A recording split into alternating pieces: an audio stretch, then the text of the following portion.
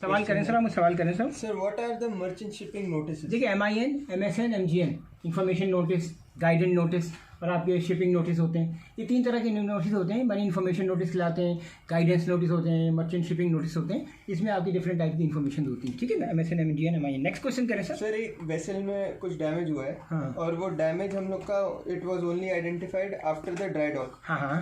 So will it be admissible under hull and machinery policy?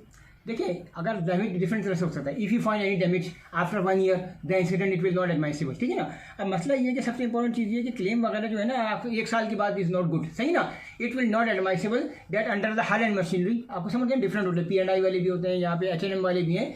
That if your vessel class status not affected by this damage but and you carry out the repair in time. आप समझ गए ना। मगर अभी 2 साल बाद आप देख रहे हो तो फिर वो तो नल एंड वाइड हो गया ना सब। आप मेरी बात समझ रहे हो ना, हर चीज़ का टाइम होता है ना। करें sir when will the towage become salvage?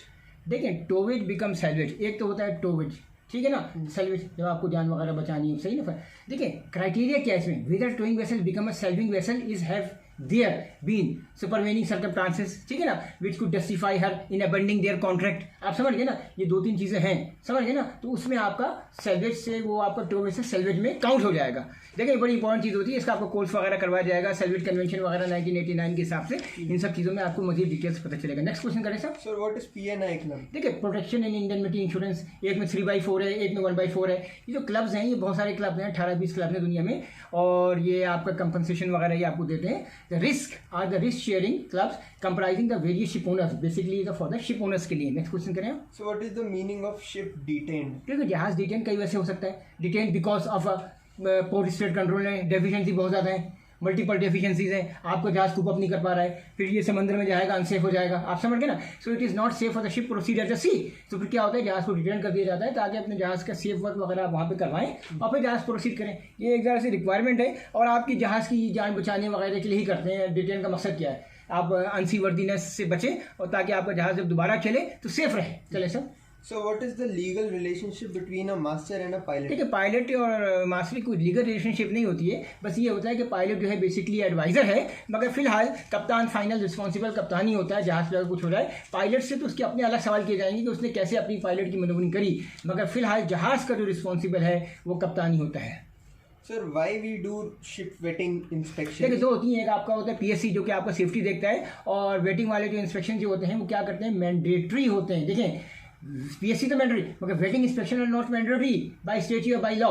But these inspection क्यों होती हैं, आप कैमरा ऊपर कर लीजिए अपना, ठीक है ना। आप भी कैमरा ऊपर आप भी कर लीजिए। ये PSC तो सेफ्टी को जाते हैं, वेटिंग वाले हमेशा रिस्क को जाते हैं, रिस्क मैनेजमेंट वगैरह चेक करते हैं, और ये नॉट मैंडेटरी। आप समझ गए ना। मगर होता क्या है, द कार्गो ओनर्स, टर्मिनल्स और मुख्तलिफ कमर्शियल पार्टीज वगैरह इन्वॉल्व होती हैं, और उनका मकसद ये होता है कि make sure that have the vessel seaworthy and safe ship, specially for the regard of risk assessments. Okay ना, ये होता है। सर एक सिचुएशन है sir, vessel has discharge small oil into थोड़ा द सा सी। पंखा चला दीजिए, गर्मी लग रही है, पकड़े आप उसको। हाँ करा दें, थोड़ा सा बटन दबाएं जी। हाँ पूछें तो। अच्छा sir vessel has discharge small oil into the sea while bunkering. हाँ सर तो उस पे सुपरिटेंडेंट के क्या एक्शन होने चाहिए? एक्सीडेंटल डैमेज हो गया ना, discharge of oil doing bunkering does not take the ship out of the business. In that case the first priority is contain the spill on board. कप्तान तो अपना काम तो पहले करेगा, जहाज पे किसी तरह से ऑयल स्पिल पानी में न चला जाए, सही ना। ये जहाज के जो बंदे हैं, कैप्टन, चीफ ऑफिसर, चीफ वगैरह, ये सब अपना क्लीन अप वगैरह करेंगे। उसके बाद बेशक सुपरेंट आया while the spill on board या थोड़ा सा कुछ हुआ, ठीक है ना, फिर वो अपनी पार्टीज वगैरह शोर में एजेंट से कॉन्टैक्ट करेगा, हम अपना सॉफ्टवेयर कॉन्टैक्ट करेंगे, सही ना। सुपरेंट की जरूरत नहीं है, वैसे कप्तान डील कर लेते हैं, मगर आ गया तो अच्छा है, बेसिकली ऑन द वेसल है। और फिर ये होगा कि बिजनेस जल्द से जल्द आपका दोबारा चालू हो जाए, तो वो लोकल अथॉरिटीज से भी कप्तान, सुपरिटेंडेंट वगैरह मिलकर कॉन्टैक्ट करेंगे। तो मतलब कप्तान नॉर्मली जहाज पर रहता है, तो उसकी कंपनी का जब बंदा आएगा तो शिप एंड शोर दोनों जगह जाके सबसे डील कर सकता है, इसलिए बुलाया जाता है उसको। So what is contract of affreightment? ठीक है, अफ्रीटमेंट जो कॉन्ट्रैक्ट होता है between the ship owner and charters के बीच में होता है, ये 2 के दरमियान होता है, इसलिए इसको कॉन्ट्रैक्ट ऑफ अफ्रीटमेंट कहा जाता है। Normally ship owner and ship charters के बीच में ये कॉन्ट्रैक्ट कहलाया जाता है, ठीक है sir. Next question so what are the dangers when a ship has a big squat? देखिए, स्क्वाड जो है खतरनाक होता है। इसमें क्या होता है, ग्राउंडिंग भी हो सकती है due to the decrease in under clearance of the vessel. जहाज का है, बीम ज़्यादा है या ड्राफ्ट ज़्यादा है, ठीक है ना, आपने स्पीड पर चलाया गया तो आपका नीचे बैठ जाता है। तो स्क्वाड में जो सबसे ज़्यादा खतरनाक चीज़ होती है वो आपके ग्राउंड या बॉटम टच होने का खतरा है। इसीलिए हम उसी हिसाब से स्पीड डिक्रीज कर देते हैं या ड्राफ्ट को कोशिश करते हैं उतना लेके ना जाए कि आपका जहाज कहाँ कहाँ से पास होगा। नेक्स्ट क्वेश्चन करें sir. Sir, if bill of lading is remarked by master जी। and in during discharge receiver refuse to take delivery, जी जी, what action should be taken by the master? देखिए he will clear the matter with the ship owners at the load port itself, इसको वहीं पे कर लेना चाहिए। इसका तरीका ये होता है, ये नहीं कि बाद में आगे फिर फटे हो।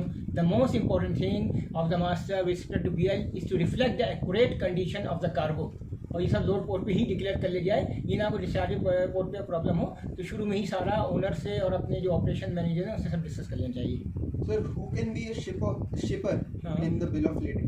देखिए shipper is simple a person या company who contracts with the carrier for carrying the goods from one place to the another, सही ना। शिपर किसे कहते हैं, जो शिप करता है, सही ना, शिप करता है। जैसे एक बाज आई, उसने आपको कार्गो शिप किया, आपका किया, तो फिर शिपर, आप समझ गए ना, आप समझ रहे ना मेरी बात। शिपर, हाँ चले sir. Sir, what is the आपका कार्गो शिप economical? किया, आपकी साइड से क्या, चले next question. So, what is the economical speed of the vessel? देखिए economical speed is the RPM at which an engine can be run where consumption of the fuel is minimum, इसको आप economical speed कहते हैं। ठीक है सब, रहने दें आप, वापस टॉकी चले दें sir. Sir, can the shipper also become a consignee? जी जी बिल्कुल, शिपर जो है आपका कंसाइनी हो सकता है।